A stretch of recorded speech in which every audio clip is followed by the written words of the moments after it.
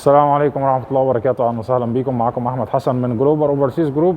زي ما انتم شايفين النهاردة احنا في أحد أكبر المصانع اللي بتصنع السكوتر الكهربائي بمختلف أنواعه وأشكاله سواء للأطفال أو للكبار.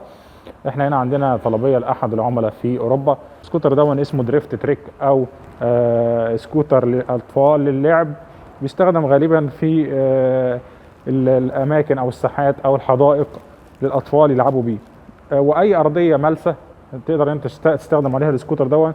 بيفضل يلف الطفل بيه او يلعب بيه ويمشي بيه، بيمشي مسافات. هنذكر المسافات بتاعه البطاريات وهنذكر السرعات بتاعته.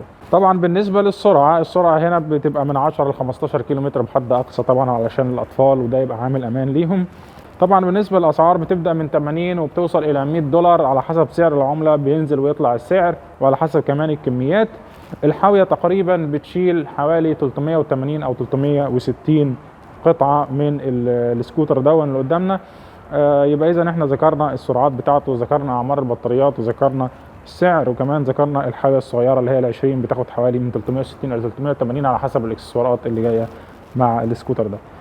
ده بالنسبه للسكوتر. طبعا في اضافات زي ما انتم شايفين، بعض السكوترات فيها اضاءه من الامام، بعض السكوترات فيها LED من تحت، وفي بعض السكوترات بيبقى فيها مص للصدمات او مساعدين، وفي بعض السكوترات العاديه. كل ما كانت الاضافات اكتر كل ما كان السعر ازيد. طبعا احنا هنا جايين عشان نعمل تشيك لاحد الطلبيات لاحد العملاء عندنا في المانيا، طالب حاويه سكوترات من دي، فجايين ان احنا نعمل له عمليه فحص وتفتيش على الطلبيه نفسها قبل ما نشحنها عشان نتاكد بالظبط اذا كان المواصفات مطابقه ولا لا. طبعا المصانع الكبيره اللي زي دي بيكون عندها شهادات مطابقه لمعايير المواصفات الاوروبيه.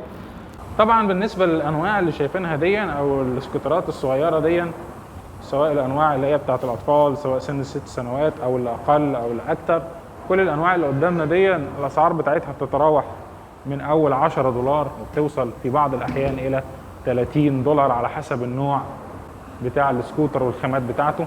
زي ما انتم شايفين في انواع خفيفه جدا، في انواع تقيله، في انواع اللي هي ثلاثيه، وفي بعض الانواع ثنائيه العجلات. فدي كلها انواع مختلفه للاطفال. زي ما انتم شايفين سكوترات شكلها جميل جدا اهي، دي كلها سكوترات انواع،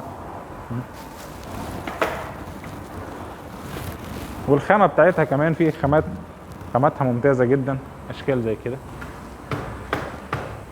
دي كلها للاطفال. والعجل العادي عندهم المصنع هنا بيضم تشكيله كبيره جدا من السكوترات والعجلات الاطفال بشكل عام. هنروح لنوع تاني ونوع للكبار هنوريه لكم دلوقتي. ده احد السكوترات هنا بيمشي السرعه بتاعته 25 كيلو متر في الساعه زي ما انتم شايفين بالشكل ده،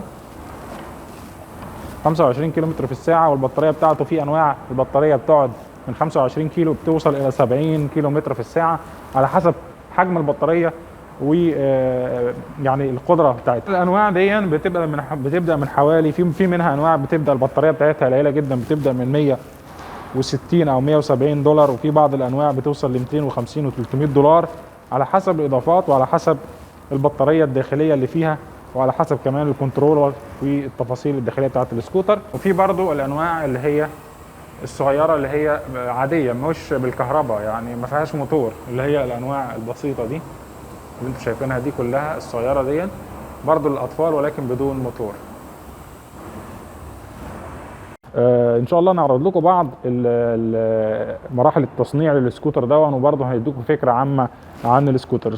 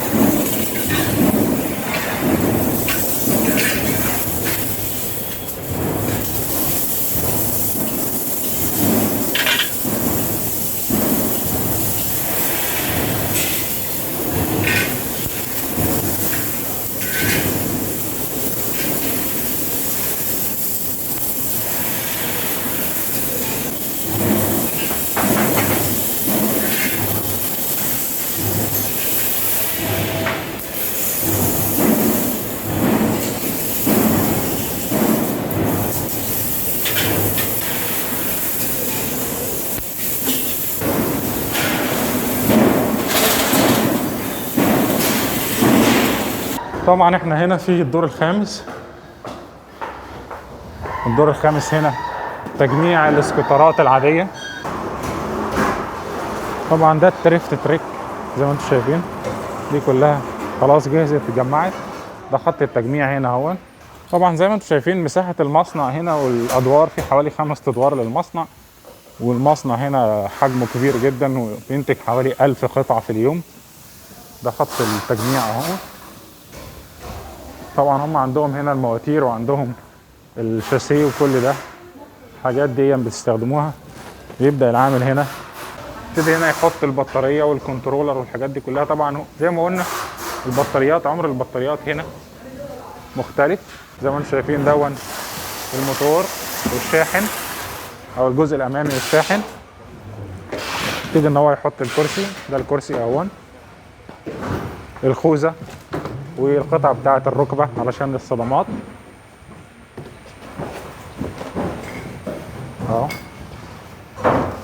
وحط ال LED، وده الجزء الخلفي اهو، الجزء الخلفي، قطع الركب، الخوذة، الإضاءة. وبعد كده خلاص يروح على مرحلة التغليف اهو.